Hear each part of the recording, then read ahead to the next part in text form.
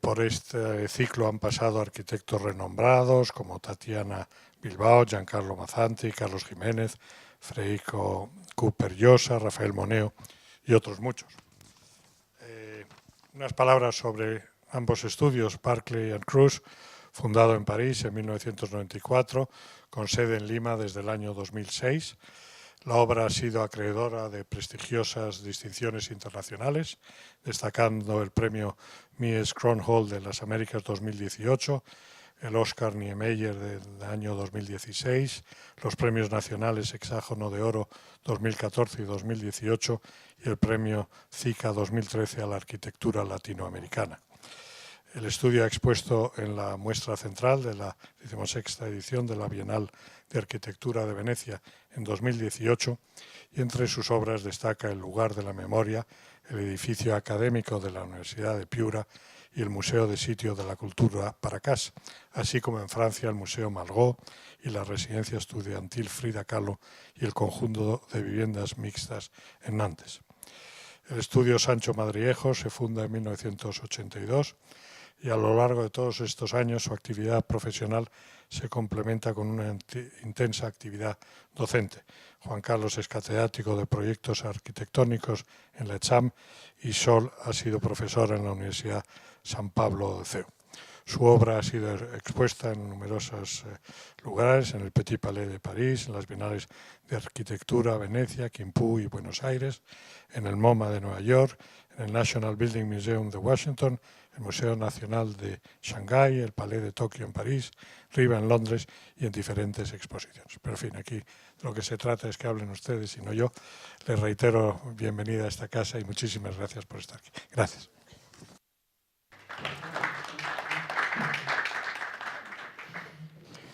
Bueno, buenas tardes.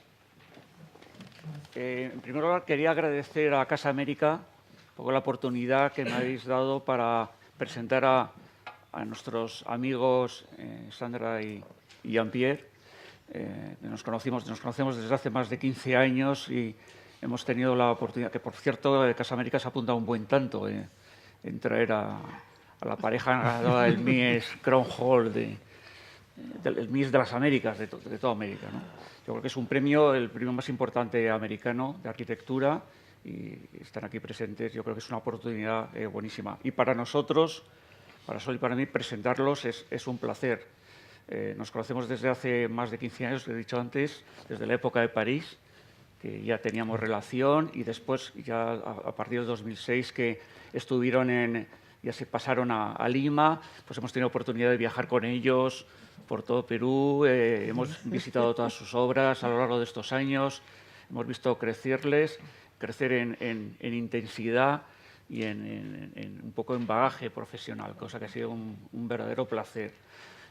Por eso, bueno, agradecer a Casa América esta oportunidad, porque tenemos, más que hacer una presentación de Sandra y Jean-Pierre, yo creo que lo que me gustaría es hacer hemos hablado con todos ellos, cómo hacerlo, más que una presentación oficial, que como se llama el ciclo de conferencias Miradas Cruzadas, queríamos hacer precisamente eso.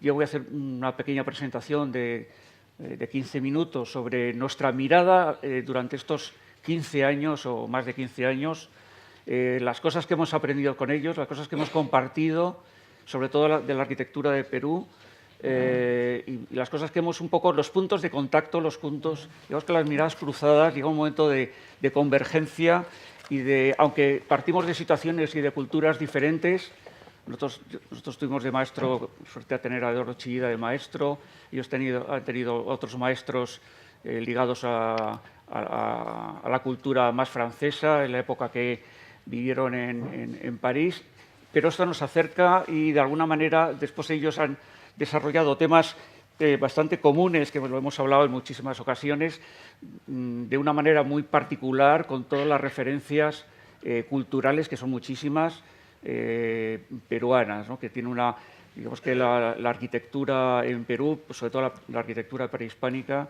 está llena de referencias, está llena de momentos mágicos que se conectan también con maneras de entender, pues más, ya lo veremos después, de chidianas o el entendimiento del espacio, de la materia, etcétera.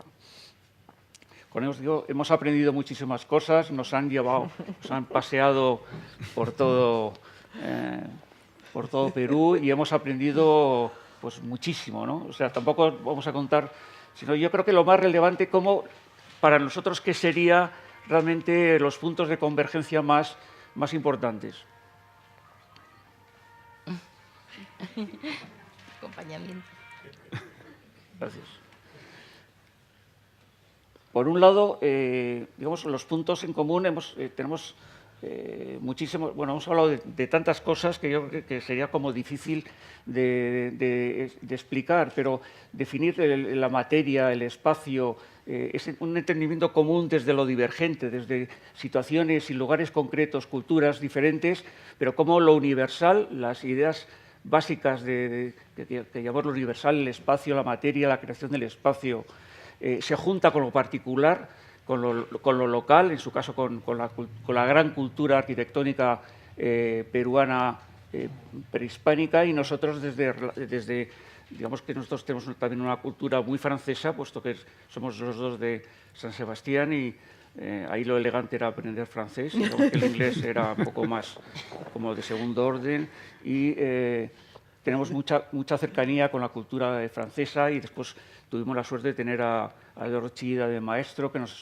digamos que estuvimos mucho tiempo con él, nos explicaba también cosas que después han ido creciendo. O sea, digamos que lo que se aprende no lo aprendes en el momento, sino es algo que es una semilla que entra casi por ósmosis y a lo largo del año nos vamos dando cuenta de quiénes fueron realmente nuestros maestros, ¿no? Yo creo que esto nos pasa un poco a todos. Referencias, pues como lo arquitectónico, la textura, esto es un muro, ¿de dónde era esto? En Puruchuco. Sí.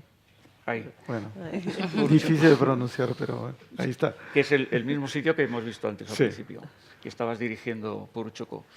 Pues como temas como las perforaciones, los vacíos que tienen, está ligado a otra gran cultura de los cuales las dos parejas participamos, que es lo gastronómico, pero también está todo unido. Digamos, lo gastronómico, esto nos llevaron a cenar a la Central. A la Central, que es un restaurante 3 estrellas Michelin, que es lo de menos fantástico, pero ves que hay referencias a lo suyo, pero también referencias que son universales y que somos capaces de leer desde otras situaciones, ¿no? Es lo bonito que tenemos muchos puntos de convergencia en estas miradas ligados a lo personal, pero también a lo general.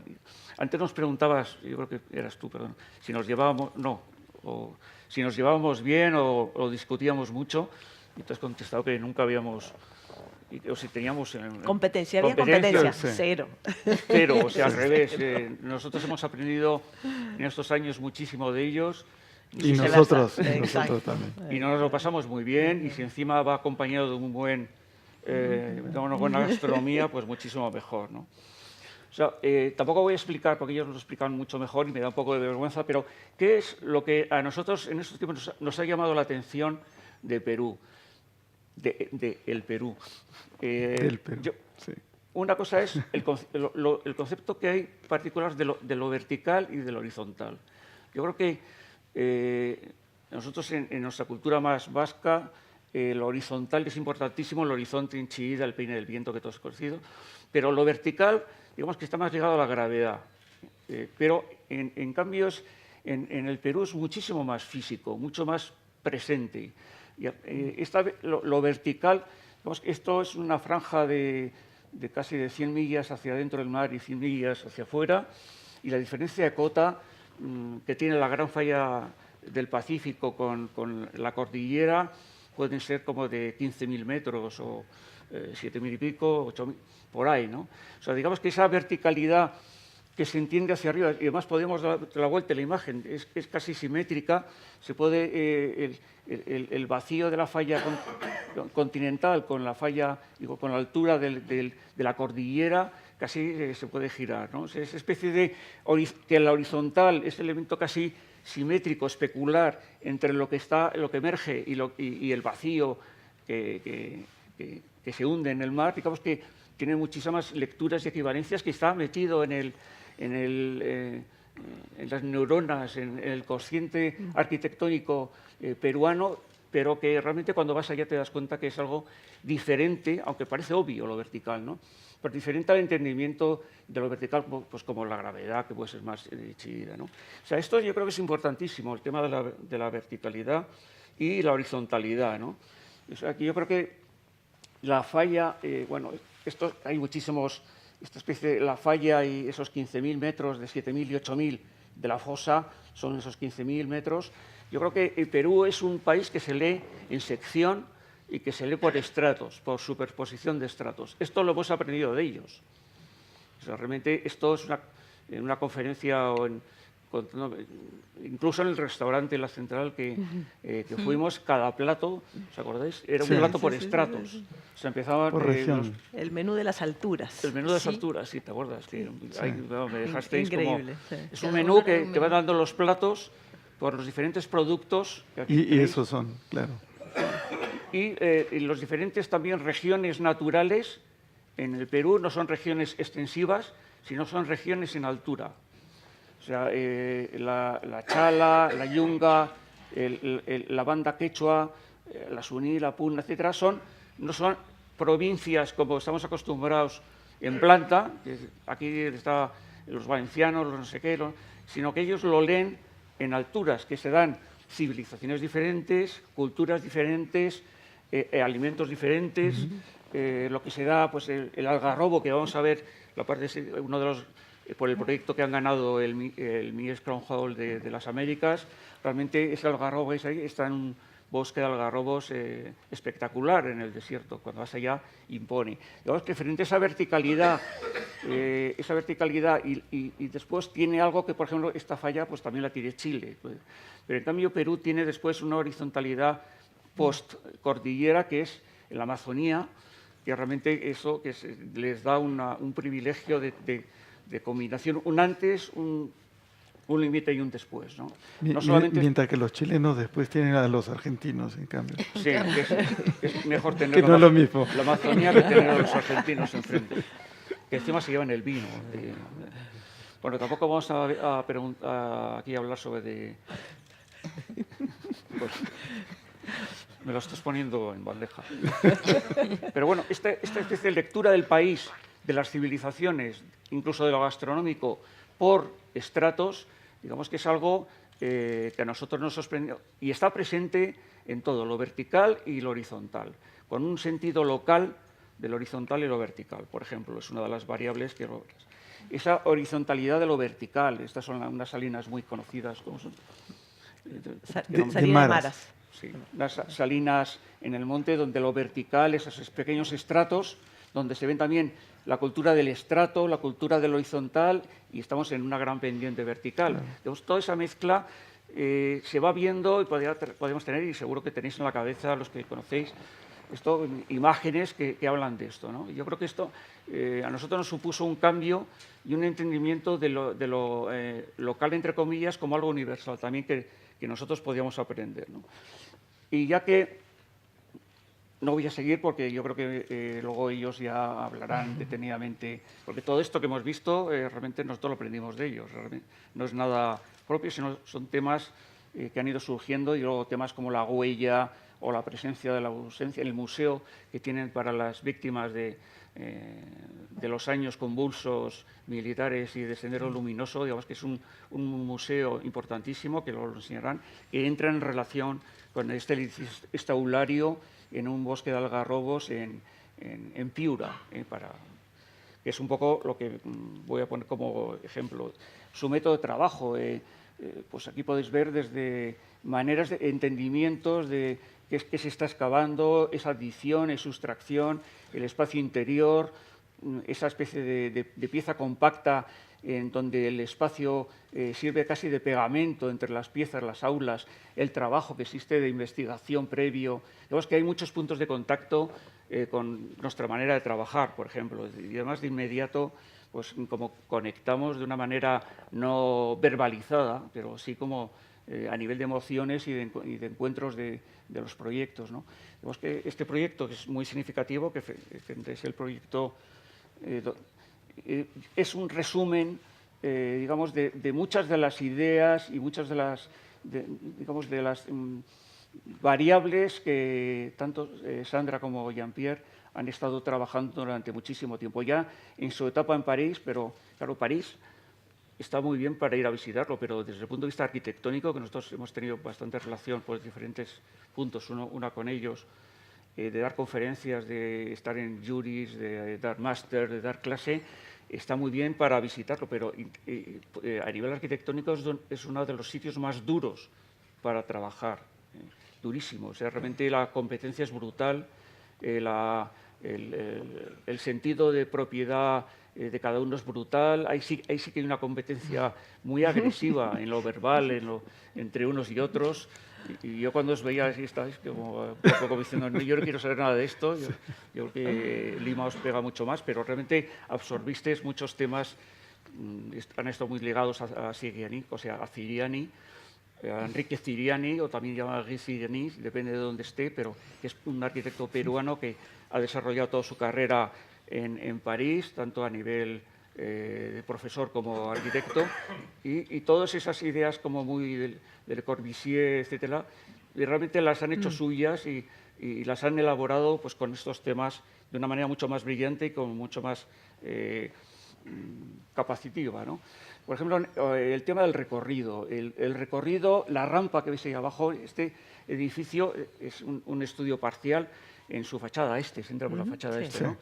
Tiene 4 rampas consecutivas concatenadas, son 4, ¿no? Realmente que van de una manera, ¿cuál es la operación arquitectónica que une el horizontal, que mientras se va recorriendo horizontalmente el espacio, se va subiendo verticalmente? Pues es la rampa. Una escalera sube, es vertical, un ascensor totalmente vertical. El instrumento arquitectónico espacial y donde interviene el movimiento, porque en Perú también hay un sentido del movimiento totalmente, digamos que el tiempo se convierte en tempo, cada país tiene un tempo diferente. Entonces, Perú tiene su propio tempo. Lo vertical pues, está también ligado a la luz, sobre todo en el norte, en Piura, donde está casi ligando con Ecuador, que estamos casi en el Ecuador, la luz es totalmente vertical. O sea, vivir en un sitio donde la luz es prácticamente vertical, donde la sombra ahora lo veremos, de una junta de luz la tienes en el suelo vertical y no la tienes como aquí, que está casi a 67, 70 grados, pues esa verticalidad que da la luz suma, o sea, realmente dice, no, es que Chile también tiene, sí, pero que aquí tienen encima la luz vertical, ¿no? O sea, eso que está ahí y que son variables que parecen evidentes, pero no son tan evidentes, porque si construimos aquí en Europa, la luz es oblicua. Entonces, las orientaciones, la luz como un elemento totalmente vertical frente a la horizontalidad del desierto, de la franja de desierto o de la Amazonía, que es como un tapiz, va a ser en aviones como un tapiz horizontal verde con textura, ¿no? Realmente todo eso, la operación de arquitectura que suma eso en su sentido más pleno, la promenade, aquí hay estudiantes de arquitectura, la promenade de Corbusier cobra un sentido nuevo y muchísimo más poderoso. No solamente es el movimiento y el tempo, sino es la luz, son muchísimas cosas, es el tiempo, el movimiento y lo horizontal sumado a lo vertical, ¿no? Por eso, por ejemplo, estas rampas pues, empiezan a cobrar un sentido nuevo, ¿no? Es decir, una rampa, no son 4 rampas concatenadas que giras, vuelves y recorre longitudinalmente el edificio y vuelve a retomarse, ¿no? Ahora hablar también es un proyecto magnífico, donde se habla de muchísimas cosas y donde de repente vibras pues con temas que se desarrollan de una manera y tienen la capacidad de lectura, digamos, son proyectos abiertos de una capacidad de abrir y, bueno, luego son entusiastas de cualquier detalle, son proyectos construidos con poco presupuesto, pero sacado el máximo jugo, ya lo veréis, como los prefabricados, Esta es la fachada del acceso, donde veis también la textura, la materialidad, la búsqueda del hormigón como memoria de la huella, ¿no? Lo que nos gusta hablar de la presencia, de lo que fue, de la ausencia, ¿no? Esto, por ejemplo, en el Museo de las Víctimas cobra una fuerza brutal, luego lo veréis. O esto que es totalmente pues, peruano, pero también lo hacemos nuestro, con muchas referencias que todos estéis en la cabeza, ¿no? O el movimiento, ¿no? El movimiento el entendimiento del movimiento como del tempo Este llegaba tarde, aprecio. Sí. O lo pusiste de extra. No, Tú vete corriendo. Llegaba tarde. Ese paseo, que realmente es un paseo hablando o corriendo, pero que esas rampas te vas introduciendo dentro del edificio y a la vez vas subiendo, ¿no? Cose los dos niveles. Y después la luz, esta luz vertical, que por ejemplo esta fachada, la fachada norte, la fachada sur, pueden ser muy abiertas, puesto que la luz es muy vertical. En cambio aquí, por ejemplo, en España, pues siempre hay que protegerse a sur, porque entra directa, y norte está mucho más autoprotegida, pero en cambio, pues en Piura, ya veis ahí los bosques de algarrobos, realmente abren la fachada norte, la fachada sur, y se cierra la fachada oeste y la este, que es la entrada, que tiene otro tipo de perforaciones. Este tipo de sensibilidad y de nobleza a la hora de decir las cosas con naturalidad, también yo evocaría digamos que son la autenticidad de lo que están haciendo, no es la impostura de arquitecturas de moda o lo que se hace o lo que se tiene que hacer para aparecer en tal sitio, en tal revista, etcétera, sino que todo lo que hacen es movimientos de lo auténtico, de variables auténticas o más generales o más particulares, ¿no? La autenticidad y la fuerza de la sinceridad arquitectónica, esto también es una referencia muy de ellos, ¿no? Y entonces todo lo que se ve es auténtico, las texturas del hormigón, incluso en el Museo de la Memoria, luego lo veréis, un perro que se hizo dueño de la obra, pues deja sus huellas ahí en el hormigón cuando está fresco, y al final deja las huellas ahí.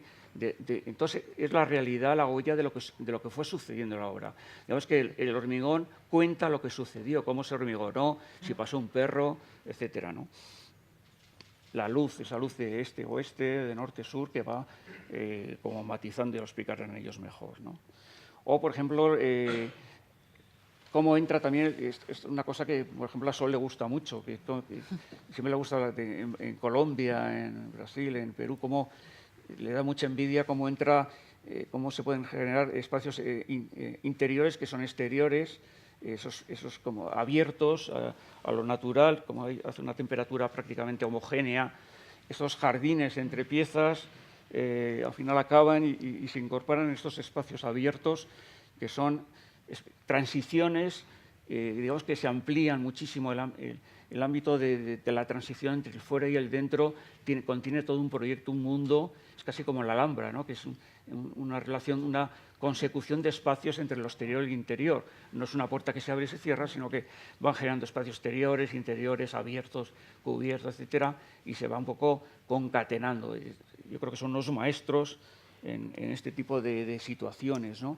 Si es el mismo edificio, o ya voy a terminar, o la luz como, digamos, lo vertical, cómo está presente lo vertical y después también tienen esos toques como Le Corbusier, el color, etcétera, pero tomado de una manera muy de lo natural, la textura del hormigón que utilizan es un hormigón con el cemento que tiene mucha referencia a la tierra, ese color casi rojizo, dorado, y un poco donde expresa el hormigón, es casi como un libro donde se puede leer lo que pasa. O ahí a la derecha podéis ver la luz, eso que os decía, ¿no? O sea, realmente hay un plano de luz, esa junta de luz, que es una junta casi también del edificio, es una junta constructiva, estructural, y a la vez es una junta de luz, es una cortina de luz que corta verticalmente como un cuchillo y está cosiendo los dos espacios. Digamos que frente a esa horizontalidad tiene la luz que corta de una manera vertical súper clara, ¿no? Entonces, realmente casi, digamos que son temas que igual no se verbalizan a priori, sino que se van desarrollando de una manera intuitiva, pero digamos, con un conocimiento de lo que se está haciendo, y hay una realidad constructiva, estructural, espacial, luminosa, que todo habla de lo mismo. Digamos que esa sinceridad se echa mucho de menos hoy en la arquitectura y está aquí presente, sentada con nosotros, ¿no? O la segunda planta que vuelca la primera, ¿no? O sea, que realmente está todo el rato trabajando sobre estos temas. Bueno, tampoco me quiero extender mucho. Yo creo que voy a dar paso a Jean-Pierre y a Sandra y no sé, simplemente agradecerles también estos 15 años tan fantásticos, gastronómicos y arquitectónicos.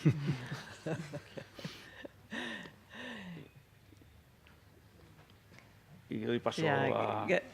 Sí, muchas gracias. Sí, gracias. Ahora ya lo dijo todo, así que bueno. No. Podemos ir a comer. Pásame. Sí, y agradecemos de hecho la invitación de Casa América para estar acá compartiendo con Sol y Juan Carlos, y a Ana por todas las atenciones. Mucha emoción.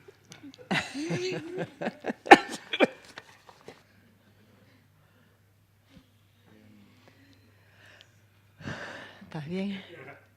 Era pisco. Eso. Lo hicimos sin que sea. Un momento místico. Ay, perdón, es que te he reído. Te has reído a la vez que bebes. He pronunciado el nombre de Ana y te has reído, ¿no es cierto? Adiós en eso. Sí. Bueno, es que estuvimos con Ana ayer y estuvimos conversando de... Y estuvimos riéndonos. Riéndonos mucho. Bueno, un poquito retomando lo que acaba de explicar Juan Carlos, de esta condición que tenemos muy específica del Perú en cuanto a su territorio y cómo ese territorio para nosotros lo descubrimos recién cuando nos fuimos, ¿no? Cuando estuvimos estos 16 años en Francia, descubrimos muchas cosas, como que el sol es vertical, como que la luz es blanca, como que hay países como este, en donde el sol está siempre inclinado para el sur, y cosas así, ¿no? Y entonces nos fuimos dando cuenta de lo específico que teníamos en nuestro país, hasta que por distintas razones que van desde las personales, las profesionales, las familiares, decidimos abrir una oficina en Lima, y poco a poco nos fuimos quedando nuevamente en nuestro país a partir del 2006. Y a partir del 2006 hemos ido pasando de los planos, que son cosas que hemos aprendido de Sol y Juan Carlos, la discusión entre qué cosa es un plano y un mapa. Hemos ido pasando de los planos a los mapas, ¿no? A ver cómo, en lugar de dedicarnos a que el plano sea el único modo de anticipar una acción futura, comience el edificio a dibujar mapas, ¿no? Mapas de la experiencia del construir misma. Y aquí redibujamos el perfil de nuestro territorio, primero una horizontal, oeste a la izquierda, este a la derecha, y este perfil increíble, ¿no? En donde en solo 200 kilómetros tenemos esta gradiente son 10.000 metros, 5.000 hacia abajo. 5.000 en Chile, 10.000 en Perú. Sí. Nosotros siempre más que los chilenos, por supuesto, como el pisco, ¿no? No, nos queremos mucho entre los chilenos y los peruanos, pero siempre nos gusta. Y bueno, y eso hace que hacia el oriente el país sea lo que es, o sea, un país tropical con lluvias tropicales, y desde esa cadena occidental hacia la costa, por estos fenómenos de inversión térmica y convección de la corriente marina, tengamos esta evaporación y este clima totalmente desértico, pero húmedo a la vez, ¿no? Y ahí empezamos con el primer proyecto, que es en Piura, en donde esta nube un poco desaparece porque ya llegamos al Ecuador, y parece un país diseñado, porque en la frontera con Ecuador es donde empieza el trópico. Es decir, somos desierto hasta la frontera con Ecuador. Presentamos el pasaporte y entramos a la jungla, ¿no? A Ecuador. Y antes de la frontera es esto. Y esto ya es mucho más fértil que el desierto más al sur. Este es lo que llamamos el bosque seco tropical, que es un bosque increíble porque está hecho esencialmente de algarrobos que crecen solo cuando se da el fenómeno del Niño, que es más o menos cada 15 años.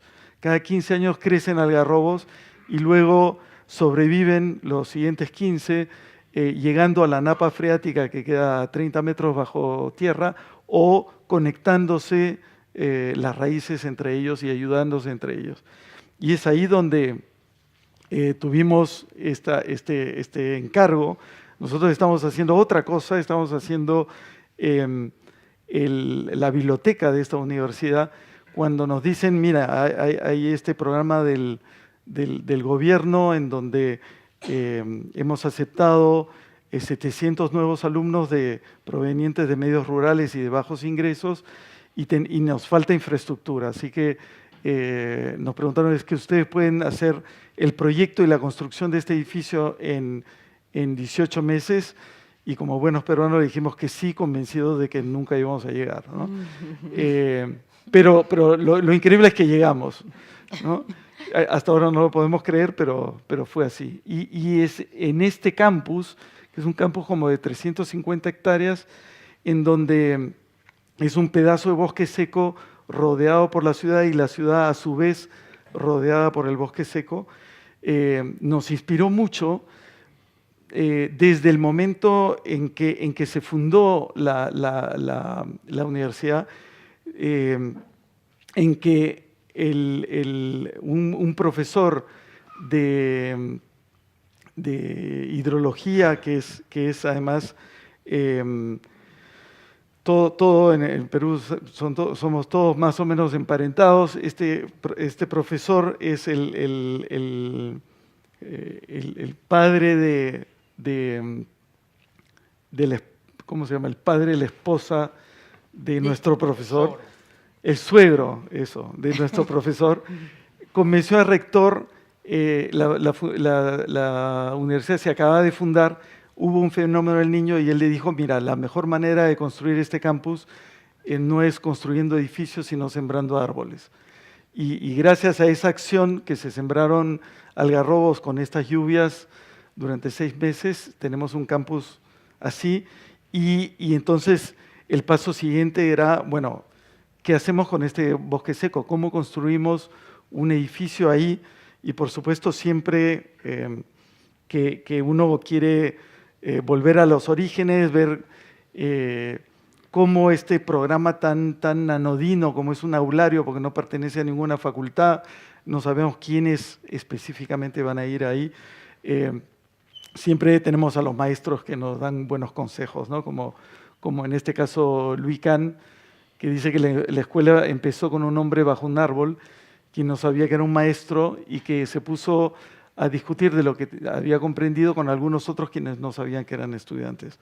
Y así comenzamos a trabajar con este bosque seco en donde la radiación es brutal, la temperatura es elevada, pero sobre todo es la radiación, y comenzamos a trabajar en sección como manera de entender el edificio mientras que lo diseñamos, así como la sección es la única manera de entender nuestro territorio. Y entonces este bosque seco con el suelo ondulado, la presencia de estos algarrobos que producen sombra, nos parecía que la mejor solución era prolongar esta sombra con una cubierta, con una línea horizontal que produzca esta sombra, que proteja el suelo, y a partir de ese momento el programa baja, ¿no? Baja como en la Tourette, comienza a bajar hacia el suelo, a veces lo toca, otras no, y deja este suelo fluido en la misma lógica de cualquier bosque,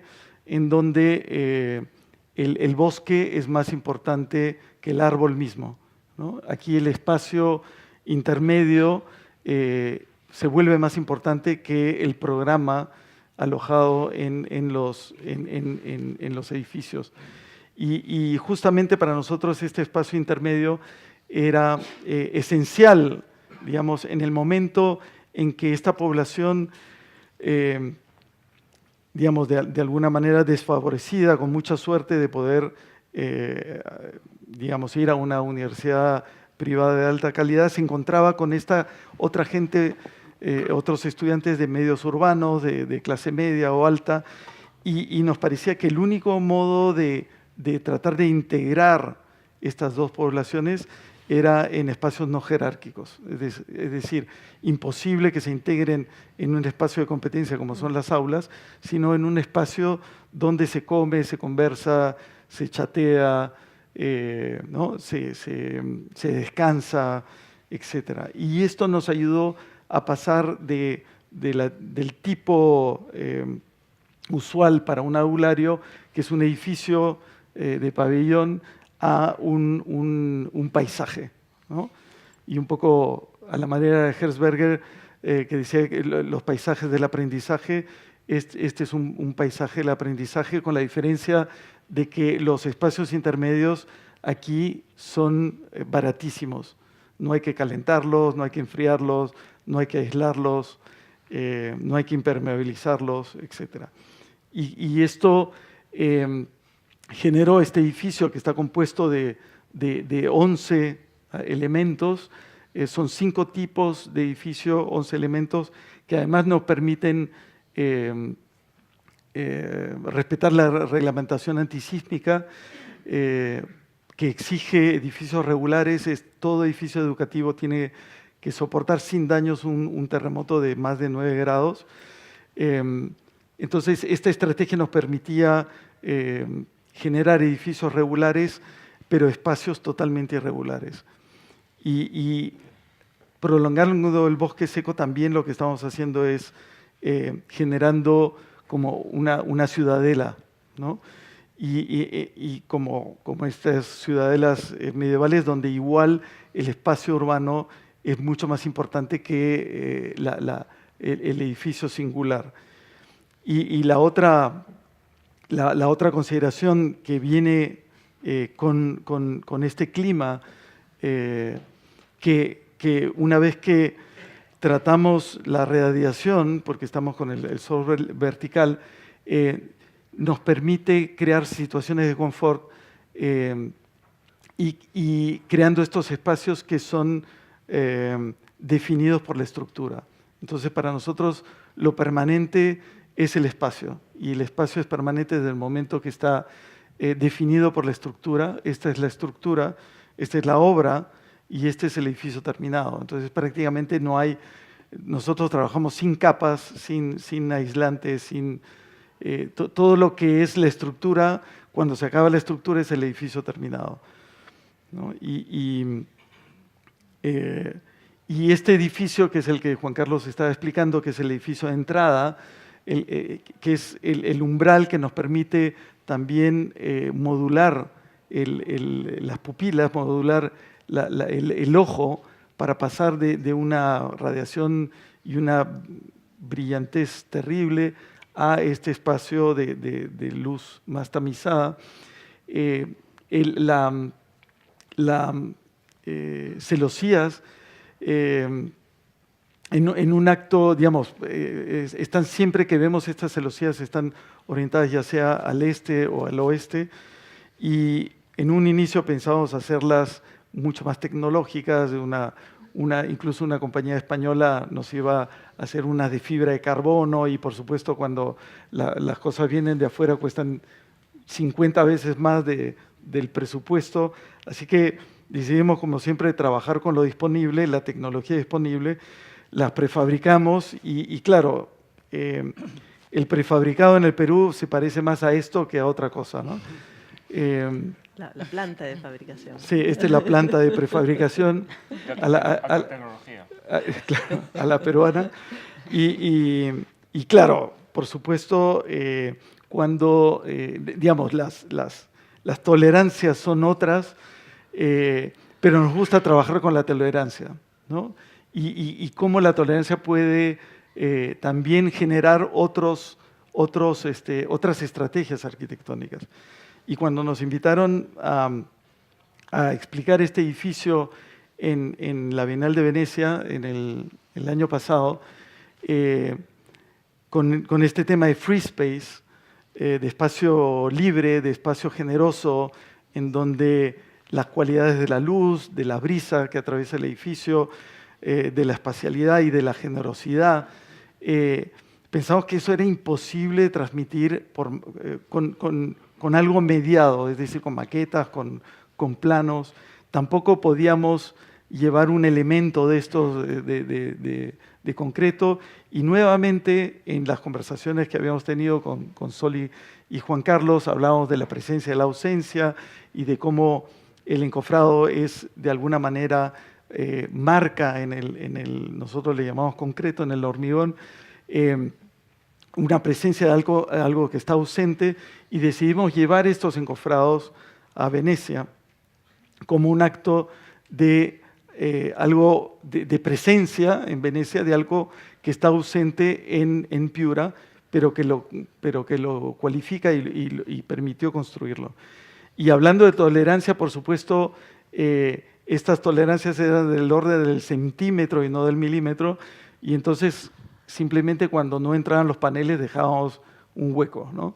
Y son todas cosas que van dibujando estos mapas, que no están previstas y que tenemos que absorber en el momento de la obra, y que nos encanta porque, a diferencia de Europa, yo creo que ya en España es así, en Francia lo era desde hace muchos años, lo que no está en el plano simplemente no existe, ¿no? Aquí seguimos diseñando durante la construcción. Y este fue el resultado en Venecia, donde los encofrados filtran la luz veneciana, y pasábamos un video que representaba, sin ninguna narrativa, que representaba las 12 horas del transcurso del sol en el firmamento, y en donde en realidad lo que estábamos haciendo era proyectar la luz piurana en un muro veneciano, ¿no? Y entonces, como estos lugares intermedios son lugares del aprendizaje, quisimos también hacerlo en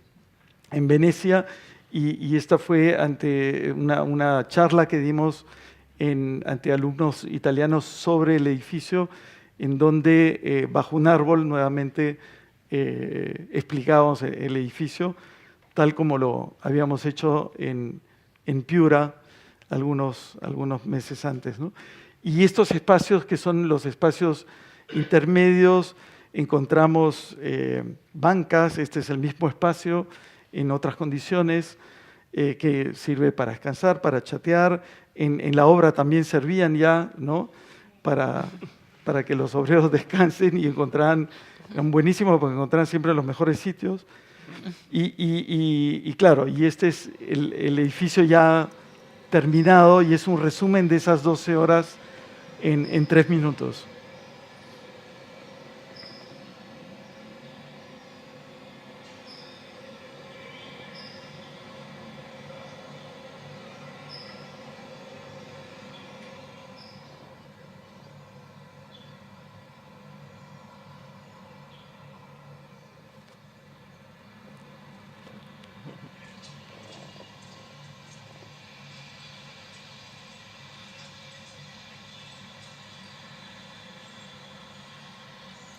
Nuevamente el alumno llegando tarde. Se atrasan todos los vídeos.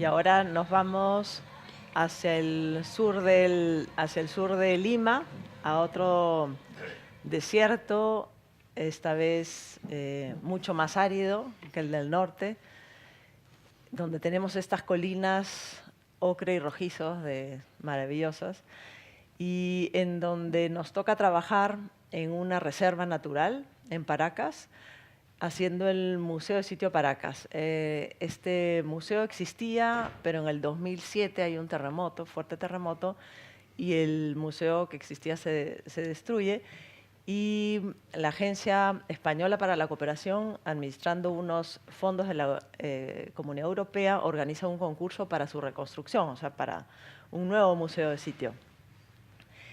Y así que nos toca trabajar en este magnífico lugar, y pensamos que este proyecto no debía simplemente aterrizar en este paisaje, sino más bien ser como una traza más de la naturaleza y del hombre, como pueden ser las piedras, unas líneas y unas marcas que en realidad dependen del desierto tanto como el desierto depende de ellas, ¿no? Y entonces, nuevamente, para explicar el proyecto en sección, en este paisaje desértico, lo primero que hacemos es un recinto que nos asegura la intimidad frente a esta vastedad del desierto, y luego una cubierta, ¿no? Una cubierta que nos permite y nos va a dar protección hacia esta gran radiación solar. Y en esta región hay vientos muy fuertes, entonces también nos iba a proteger de estos vientos, y implementamos unos dispositivos de corrección ambiental que nos iban a ayudar a controlar la iluminación natural y la ventilación natural también, pero a la misma vez nos iban a organizar el espacio al interior de estos volúmenes. Y entonces el museo original está en la imagen de arriba, recubierto en piedra, y que no pudimos reutilizar porque, bueno, no alcanzaba la superficie, el museo crecía en superficie y ya no se podía sacar más piedras, puesto que la cantera ya está en un lugar protegido. Nosotros lo que sí decidimos como punto de partida es que teníamos que estar en el mismo lugar, precisamente sobre el lugar donde estaba el museo original, y también seguir manteniendo una geometría muy regular como la que tenía el museo original, porque eso era parte como de una continuidad en el paisaje, de una memoria en este paisaje. Y luego, a falta de las piedras, decidimos trabajar con este cemento rojizo, que es un cemento puzolánico, al cual aplicamos y pulimos en superficie, tal como se pulen los huacos. Es un poco hacer la misma técnica, pero en una escala mayor. Y lo interesante es que con esto también íbamos nuevamente, el edificio iba nuevamente dibujando el mapa, ¿no? Acá estamos entonces en el umbral para pasar desde un desierto vasto hacia un interior, pero en realidad es un exterior contenido. Entonces, los distintos programas del museo se unen a través de estos espacios de circulación exterior. Tenemos el volumen de la izquierda, que aloja la exposición con los dispositivos que vemos aparecer en esta circulación, y luego el volumen de la derecha, que es más pequeño, que aloja todo el programa más que tiene que ver relacionado a los talleres de la comunidad y los servicios propios del museo, ¿no? Y bueno, este edificio estuvo 4 años abandonado desde que se terminó su construcción, donde la Duna ingresó, se apropió de estos espacios de circulación. Finalmente, en el 2016 abre sus puertas, y uno de estos elementos o estos dispositivos que llamamos nosotros corrección ambiental hace también de ingreso, y pasamos a los espacios. El espacio es un gran espacio fluido, donde simplemente, nuevamente, la estructura lo define, y es estos dispositivos que van a hacer el paso de un ambiente al otro, de un espacio al otro, y ayudar a definir la organización de la museografía también. Y cuando estos dispositivos llegan a la fachada sur, nos abrimos hacia las colinas donde estaban las necrópolis de la cultura Paracas, que en realidad es la cultura que antecede a la cultura que hizo las líneas de Nazca. Listo. Bueno, y regresando a la misma sección, Lima sí que está ahí en el abismo, ¿no? En el borde del abismo. Y ese borde del abismo no es solo a nivel de territorio, sino a nivel de paisaje también. Y es ahí, en ese abismo, donde hicimos el lugar de la memoria, que es un edificio para no repetir los errores del pasado, que fue impulsado por la Comisión de la Verdad y la construcción del edificio específicamente por Mario Vargas Llosa. Es el único, lo que sí creo que es importante decir es que es el único museo de memoria o lugar de memoria en Latinoamérica que ha sido hecho a pesar del gobierno. Todos los demás han sido hechos por los gobiernos. Este fue hecho a pesar del gobierno, es decir, teníamos un cliente que no quería ese edificio. Se tuvo que inaugurar 3 veces, tuvo que venir el presidente alemán, no la primera ministra, sino el presidente que nadie se acuerda de su nombre, pero incluso así el presidente de la República del Perú no asistió, y recién a la tercera fue la vencida que se pudo abrir al público. Y entonces para nosotros fue no solo una catarsis, sino realmente un aprendizaje sobre cómo la arquitectura que está hecha para dignificar al ser humano tenía que desligarse de esos contenidos para trabajar otras memorias.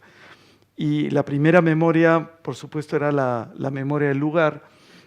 Este lugar, este paisaje fractal nuevamente de farallones y quebradas que define el borde donde la ciudad acaba, y es ahí donde nosotros propusimos que de alguna manera la ciudadanía, que es lo que hace falta más en Lima, empiece, ¿no?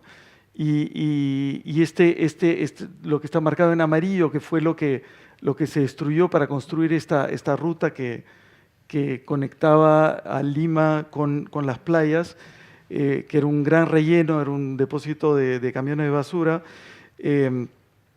Decidimos muy naturalmente trabajar con esta memoria, con estos sistemas de farallones y quebradas y comenzar a resonar, ¿no? Casi como un apoyalibros de otras memorias, porque estos farallones no son otra cosa que las memorias de cómo la bahía de Lima se formó a lo largo de millones de años, son depósitos aluviales, y entonces de alguna manera esto retoma esas distintas memorias de distintos tiempos. Y nuevamente las estrategias nos ayudaban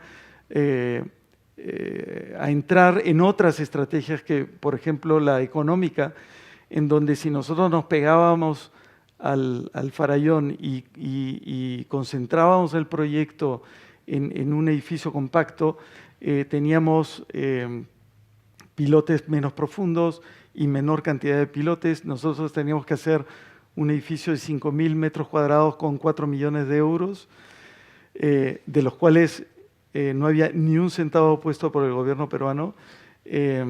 Los 4 millones eran parte de una donación del gobierno alemán, del gobierno sueco y de la Unión Europea.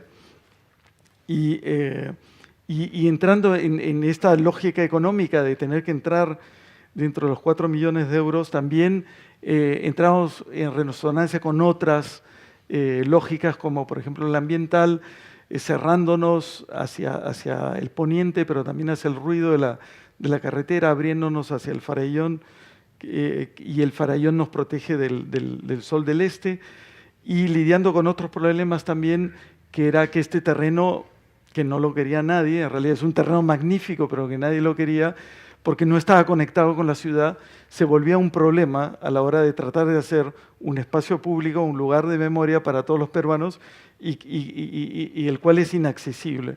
Entonces, trabajamos este problema como una oportunidad en donde se demora uno desde la ruta de transporte público en llegar y así introducir el tiempo, el recorrido y el tiempo casi en un acto performático para prepararnos para ver una muestra que no es fácil de ver. Entonces uno llega desde la ciudad, hay una inmersión en una quebrada y la entrada a un espacio que ya no es urbano, tampoco es natural, no estamos en la playa, y el sonido empieza a cambiar y comenzamos nuevamente a ascender por este sistema de rampas como lo hicimos en el aulario de Piura. Y nuevamente el espacio es lo permanente, siempre y cuando esté definido por la estructura. Y esto que es una foto de obra, pasamos a esta que es una foto del edificio terminado, en lo cual la única diferencia es que hay ciertos elementos que son pintados de blanco, que son los que traen toda la tecnología que, por supuesto, es muy básica al edificio. Y luego lo que nosotros llamamos el recurseo, ¿no? Es decir, cómo trabajamos con poquísimos recursos, como por ejemplo esta fachada vidriada que mira hacia el acantilado, hacia el Farallón, y que necesitamos tener un control lumínico y simplemente lo fuimos haciendo, probando distintas láminas hasta lograr la cantidad de luz que requeríamos, porque no teníamos ningún ingeniero que pudiese calcular esto científicamente, no solamente porque no tenemos plata, sino porque no hay, ¿no? Y luego terminar este recorrido en la cubierta, que es de nuevo un espacio público en el cual la persona que entra y la persona que sale no se encuentran en la boutique de un museo como sucede habitualmente, sino en la ciudad, ¿no? Y nuevamente también cómo construir con los medios que teníamos y poco a poco, sin darnos cuenta, fuimos introduciendo nuevas lógicas. En el Perú es todavía más barato construir así que tener una grúa y hacerlo más tecnificado. Y nos gusta muchísimo porque en realidad uno puede pensar que la mano de obra es más barata, que uno está aprovechando la explotación de los obreros que les pagan poco, pero en realidad estamos empleando más gente y es gente que está orgullosa de hacer lo que hace, ¿no? Ahí tenemos todavía artesanos que están orgullosos de lo que hacen, que tienen una cierta tecnología y es la que queremos emplear. Y estos encofrados que son hechos con tablones viejos y puestos con pie derecho y amarrados con alambre, y vamos creciendo el museo, trayendo baldes como lo hacía Le Corbusier en India casi. Entramos dentro de la lógica misma de la formación del acantilado. Y ahí nuevamente el edificio comenzó a dibujar mapas de la intervención humana, ¿no? Lo hecho a mano, la imperfección, cubre todos los verdaderos errores, se vuelven parte de la memoria. Este es el perro guardián del que hablaba Juan Carlos, el protagonista que se paseaba por todo la obra y entonces dejamos sus huellas en las rampas a la izquierda y no solo eso, sino que luego todos los que participamos en el proyecto pusimos nuestras manos desde los obreros hasta los ingenieros y los arquitectos, menos sí, algunos, y por supuesto no los propietarios de la empresa constructora, porque ellos querían su placa. Pero digamos que todo este proceso termina en un edificio vivo, ¿no? Y esta es un poco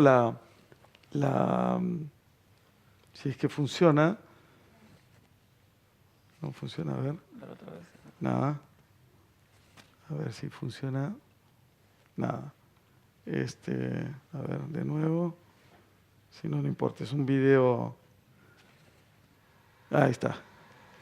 Que muestra cómo el edificio vive ahora. Este es un edificio muy polémico en el cual la mitad del Perú está en contra y la otra mitad a favor. Las heridas aún están abiertas y por eso es necesario. Y fue un museo que al inicio, o un lugar, porque Vargas Llosa no quiso llamarlo museo, sino lugar, porque no es solo un museo, sino es un centro de investigación y es tiene un auditorio de difusión de los problemas de memoria en el Perú, que son muchos. Y entonces fue muy importante hacerlo. Hubo en un inicio muy pocos visitantes. La gente tenía miedo de ir porque se decía que era una apología de Sendero, otros decían que era una apología de los militares, hasta que un congresista fue y filmó a lo largo de las rampas que van a ver ahí, que subían hacia la luz, y dijo que nosotros los arquitectos habíamos hecho con el edificio un sendero luminoso, ¿no? Lo cual es verdad, hicimos un sendero luminoso, pero no era una apología a sendero luminoso. Y se desató tal polémica que ahora es uno de los museos más visitados en Lima. Se desató, ¿no?, la curiosidad, ¿no?, para ir a visitar. Así que le agradecimos por su deferencia. Marketing.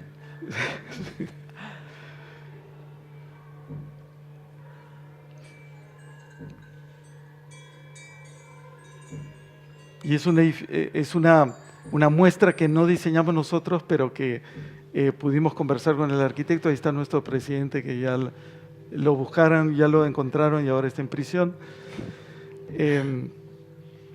Y con un contenido en realidad muy duro para un peruano.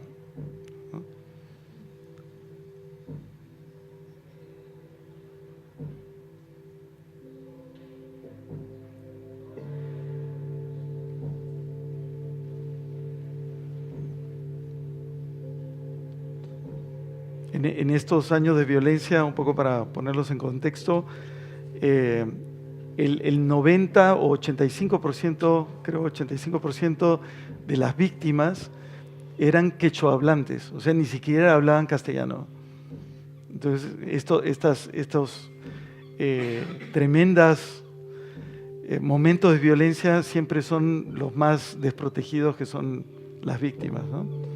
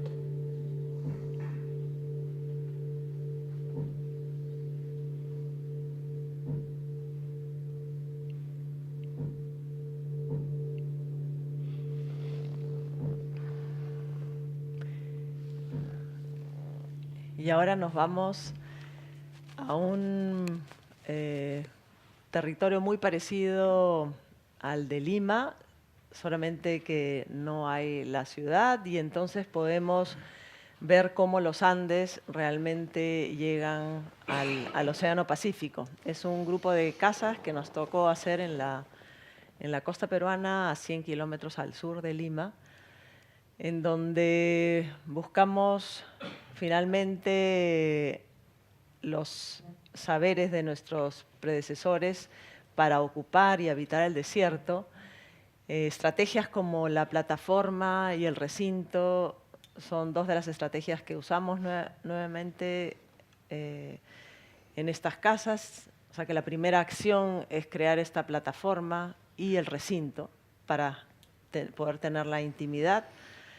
Y luego lo único que hacemos es crear un elemento que nos da sombra, nos enmarca de paso también el paisaje. Creamos una piscina que hace de baranda natural, pero que también va a proteger las habitaciones íntimas que están debajo de esta plataforma del sol del poniente, ¿no? Y entonces desde la playa parecen estos volúmenes extruidos del mismo acantilado, y más bien desde el desierto van a aparecer como volúmenes excavados. Y entonces tenemos un recinto silencioso, el cual vamos a atravesar a través de un umbral para encontrarnos con un espacio totalmente abierto hacia el Océano Pacífico, en donde el elemento principal es este elemento que nos da sombra y una banca para juntarnos, y luego este elemento lúdico que son las piscinas, que hacen también posible el encuentro y la comunicación entre los vecinos. La unión y la conexión espacial entre los dos niveles se hace a través de una escalera exterior, nuevamente por el clima, y en el nivel inferior ya estamos trabajando con la amplitud, la dilatación del espacio, que nos permite también el trabajo con el reflejo de los cristales. Y luego hay estos espacios, nos gustan mucho estos espacios intermedios que no son totalmente paisaje y tampoco totalmente construidos, porque el paisaje forma parte importante, y tampoco no son totalmente exteriores, sino tienen una cierta interioridad. Este espacio intermedio es el que une a dos de las primeras casas que hicimos en esta bahía. La casa a la derecha es la casa X, donde tenía esta piscina suspendida. Y entonces, con las mismas estrategias, trabajamos esta casa al norte de Lima, donde el recinto en realidad se desintegra un poco para integrarse o para dejarnos pasar o respetar la topografía de este terreno. Y los volúmenes ya no es un poco se organizan, se despliegan en el terreno de acuerdo a esta presencia de las rocas, siempre manteniendo esta idea de loya que nos protege del sol del poniente hacia las habitaciones, y el elemento lúdico de la piscina que nos conecta con el Océano Pacífico. Y es en esta casa es el segundo proyecto en donde empezamos a explorar esta idea de la cubierta que se pliega y que en realidad está escondida, pero se deja ver en el momento en que sale al exterior y queda como suspendida, ¿no? Y acá vemos este trabajo de pliegue, y creo que aprendimos de la lección al espacio de Chillida cuando visitamos estas esculturas en el 2015 con nuestros hijos. Ahí está Mateo tratando de imitar. 2005, perdón. Tratando de imitar a la escultura, al esfuerzo que está haciendo la escultura.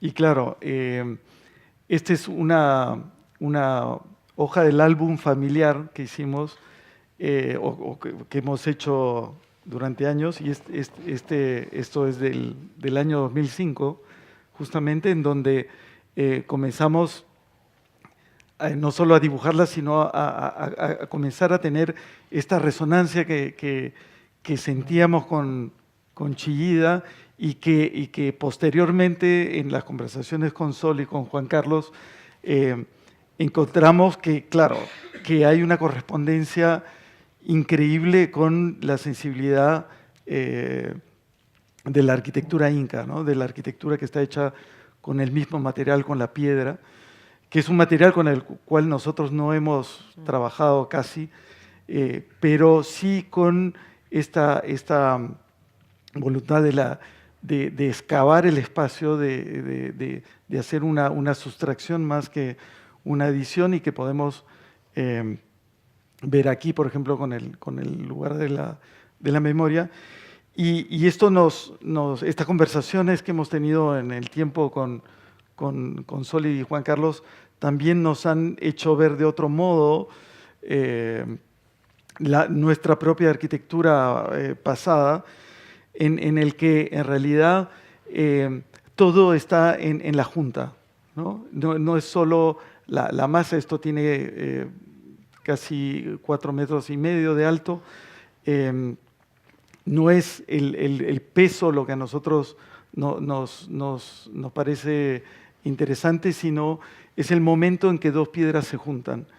Y cuando hicimos un concurso para hacer la nueva entrada de Machu Picchu, en el cual dijimos que no había que construir nada y por lo tanto quedamos últimos, el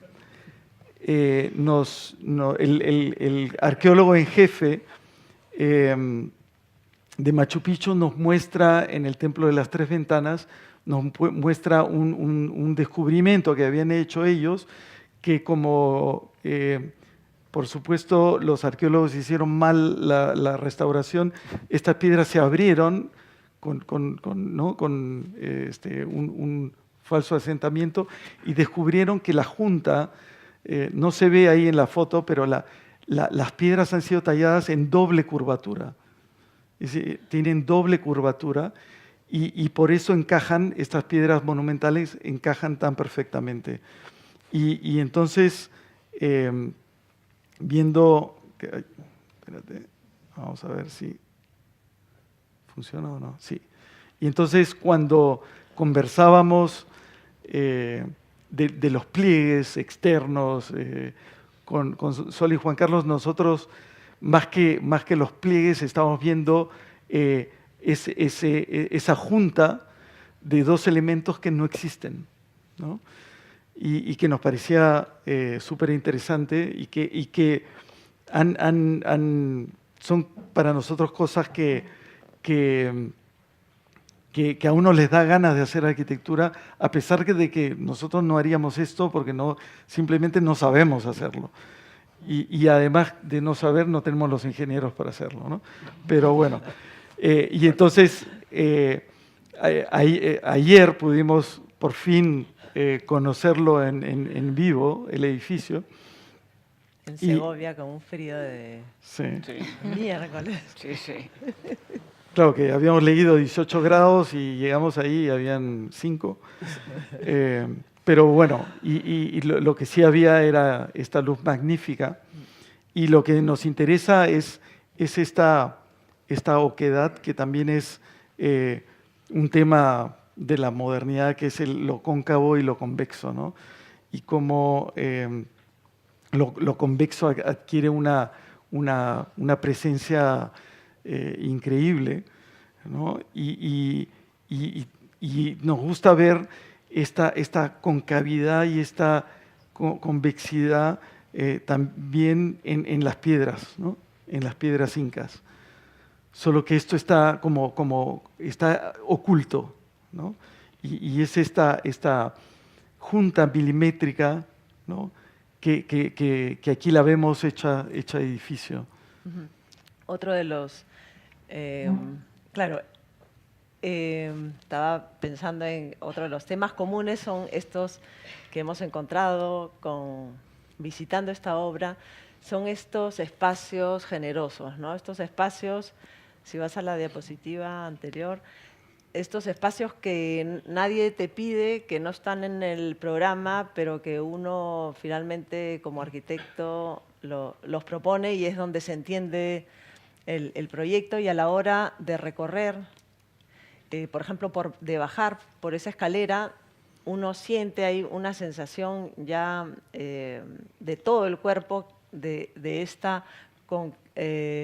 este volumen convexo que se viene y que se va pegando hacia uno conforme uno va bajando la escalera, ¿no? Son sensaciones que uno va descubriendo en estos espacios de pura generosidad, ¿no? Que a la vez, otro de los temas que nos parecía que están ahí también en la arquitectura de ellos y que nosotros siempre tratamos de trabajar, son estos espacios de umbral, ¿no? Estos espacios que nos conectan con el espacio público, con el exterior, que enmarcan los paisajes. Claro, y que esto ya no es una cuestión de exterior e interior, sino de adentro y de afuera, ¿no? Y ahí estamos ya adentro, ¿no? Claro, ese es seguimos bajo este umbral, este espacio intermedio, y que acá también pensábamos que sentimos una relación estrecha y común con el lugar de la memoria y con esto que Juan Carlos hablaba de lo horizontal y lo vertical, ¿no? Finalmente, en el espacio del CATE ellos han trabajado también la horizontal y esta verticalidad, y nosotros de repente con otro tipo de geometría lo mismo, este espacio intermedio, umbral, pero que maneja la horizontal y la verticalidad a la misma vez, ¿no? Y luego pensamos también, así como ellos explican y lo tienen mucho más estructurado, el laboratorio que tienen consciente de este trabajo de pliegues, nosotros de una manera más desordenada y menos estructurada, también pensamos que el trabajo nuestro es como un laboratorio, ¿no? Donde uno va aprendiendo, cada proyecto le informa al siguiente, ¿no? Uno va aprendiendo realmente de todas las experiencias proyectuales y uno va alimentando al siguiente y así vamos armando este laboratorio, ¿no? In progress, sí. Sí. Gracias. Gracias.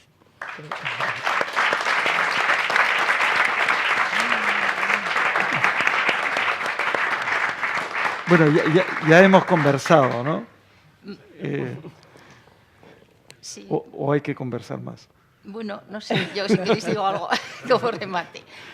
Bueno, sí, como se trataba de una conversación, más que el típico debate estándar, queríamos plantearlo, lo hemos estado hablando entre nosotros, y queríamos plantearlo de otra manera, que el debate fuera a través de los proyectos, de las imágenes y de las referencias comunes.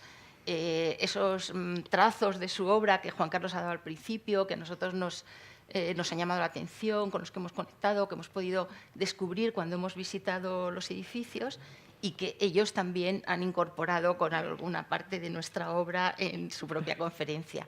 Entonces, ese es en realidad el debate, esa es la conversación. La conversación son las imágenes, los proyectos y esos descubrimientos comunes. Yo quería decir también, por ejemplo, que cuando nosotros hemos ido a Perú y hemos visitado esas obras, esos muros magníficos, esas piedras inmensas y las juntas de las que tú hablabas, es algo que no formaba parte de nuestra cultura, pero que, sin embargo, cuando lo hemos descubierto y hemos ido allí, hemos pensado que también era nuestro. O sea, que es algo que estaba muy presente en nuestra obra, en nuestros intereses y en Chillida también, ¿no? Que vosotros, en cambio, al revés, que habéis descubierto Chillida y veis que también es algo vuestro, que también y el trabajo de la masa y de la gravedad en Chillida, que uno lo siente familiar, ¿no? Claro. Totalmente. Entonces, son esas cosas que están en relación y que se descubren en algún momento y ves que parece que lo has conocido siempre o que siempre has estado allí. Sí. Y luego, por otra parte también, que creo que, aunque lo habéis explicado muy bien, tenéis unas imágenes fantásticas y unos vídeos maravillosos, pero creo que, como toda la buena arquitectura, gana muchísimo cuando se visita. Entonces, claro, nosotros descubrimos allí, aunque conocíamos la obra, muchísimas más cosas. Ese espacio intersticial, que es el espacio del proyecto del que hablabais en Piura, que, como decía Juan Carlos, a mí me fascina, Y me da mucha envidia porque, claro, aquí por el clima y también por mentalidad, pues no tenemos la posibilidad de esos hormigones, que es el hormigón sin más, sin aislante, sin nada, y que te permite generar otro tipo de espacio que yo creo que son muy interesantes y que a mí me gustaría mucho poder hacer. Pero luego, además, también otra cosa que no se ve tanto en las imágenes y que a mí también me sorprendió mucho, es que no solo está ese espacio que se genera dentro, sino también el espacio hacia el exterior. Ese terreno uniforme con los árboles, con el bosque, se transforma cuando aparece el edificio, cambia de escala, se genera un espacio alrededor, se genera una direccionalidad, se genera una escala propia del entorno. Y yo creo que eso también no se percibe si no se ve en el lugar, ¿no? Yo creo que es algo que a mí también me llamó la atención al llegar, o sea, cómo esa pieza se sitúa allí y transforma el espacio en el que está viviendo, no solamente el espacio que crea dentro. Es importantísimo estar en los lugares, ¿no? Y por eso ustedes nos llevan ventaja, porque para este conversatorio nos ha tenido que recoger Juan Carlos ayer del aeropuerto y llevar directo a ver por lo menos una obra, ¿no? Ustedes han tenido un poco más de oportunidad para ver más edificios, o sea que nos queda pendiente. Pero ocasiones. Sí. No lo dije, pero lo había pensado, que me gustó mucho en la visita ayer, cómo en este espacio cóncavo se ven todas las trazas de la humedad que ha aparecido después de que ha estado parado la obra, el edificio, ¿no? Y realmente serán pues elementos que van nuevamente acá también dibujando mapas, ¿no? Estas huellas de esos... De lo que sucede. Sí, de lo que sucede, de la realidad. ¿no? Abandonado, 2 años, el edificio así abierto. Y entonces ahí hay otra... que debe suceder poco acá, pero sí hay otra variable. Pero también, sí. De puntos en común, ¿no? Los puntos en común han sido las crisis, ¿no? Las crisis. Sí, nosotros ya es endémica, o sea que nos parece normal, pero... Se ha parado el edificio 2 años, claro, nosotros te ganamos 4 años de parón. Bueno, pues yo creo que lo dejamos aquí, han sido suficientemente generosos. Muchísimas gracias. Muchas gracias. Gracias.